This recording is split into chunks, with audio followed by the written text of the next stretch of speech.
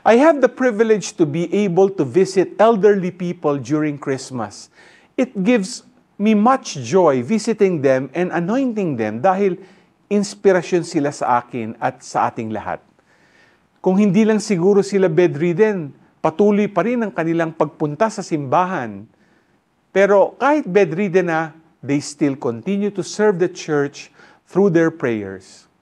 Si Prophetess Anna sa ating gospel ay 84 years old na, pero ginamit din niya ang natitira pa niyang lakas to worship night and day with fasting and prayer.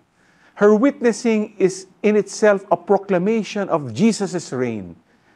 Ang mga manang at manong natin sa simbahan ay nagseserve pa rin sa Panginoon even in their old age. Let's imitate their steadfast love for God.